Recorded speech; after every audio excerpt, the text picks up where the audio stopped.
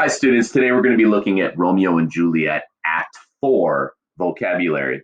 So, the vocabulary for Act 4 is a little bit misplaced in your booklet. It's actually on page 21.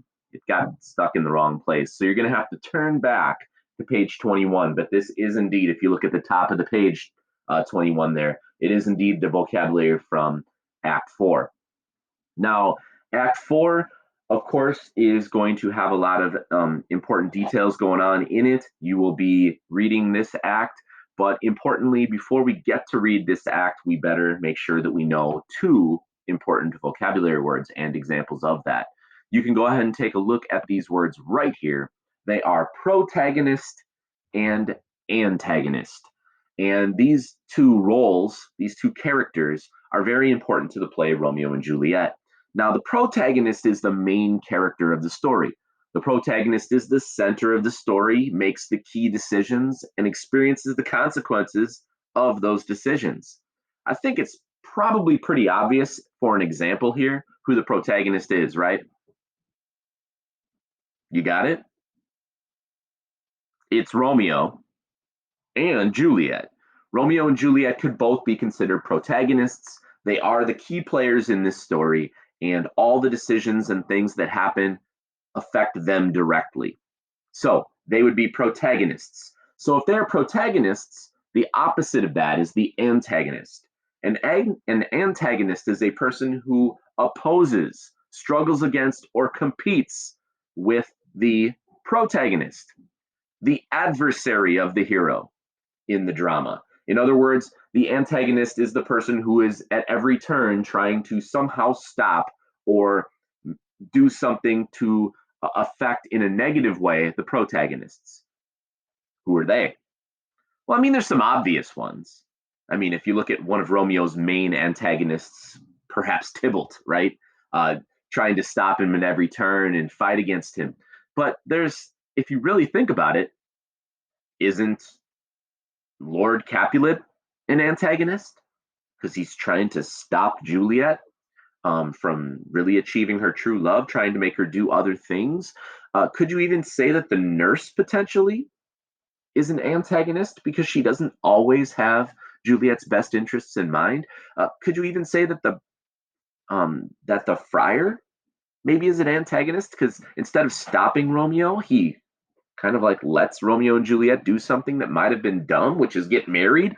Uh, you know, really, if you really think about it, the antagonists in the story are almost everybody except Romeo and Juliet, because no one really comes in and steps out and helps these two people too much throughout the course of this story. Of course, there's more obvious ones, but there's also those other ones.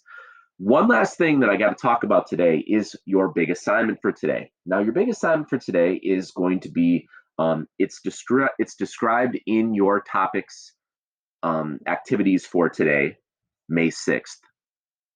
But I just want to kind of talk about it for a minute. What you're going to be doing is basically making two lists. You need to make a list, basically like a bulleted list of at least 5 things. And your parent needs to make a list of at least 5 things. Now, what is this list supposed to be? What this list is supposed to be is qualities or traits for your perfect mate. Yes, your perfect future husband or wife. What would be 5 critical traits, characteristics, things about them that would be like top of your list? Now, like I said, if you want to get more than 5 things, that's fine. But you have to make a list, and you have to have your parent make a list for you. So in other words, your parent isn't writing down what their ideal person looks like. They're looking at what are some of the characteristics they would want for you, for your significant other, for your special someone. Don't have them look at your list or don't tell them anything. Just say they have to write down at least 5 things that they would want for you in a perfect mate. Once you have gathered these 2 lists, your job is going to be to write down the 2 lists. You're going to type them in, and then you're going to type a paragraph where you compare the 2 lists. I think it's always interesting when we do this activity to look at what your parents thought would be important and what you did, and see what kind of similarities you have. Are there some things that you actually have the same ideas about in a perfect mate. And then also, the fun part is to also look at some of the differences and try to understand why you said this, but your parents said that. Your paragraph is going to need to react to those similarities and differences and try to kind of explain why you think the two lists ended up the way they did. This is a really appropriate activity because, of course, Romeo and Juliet's parents have certain ideas about what their spouses should be like, and Romeo and Juliet have very different ideas about who they want to be with. Anyway, I hope you have fun with that activity. That's what you have due for today. And yep, make sure you have everything in your notebooks. Have a good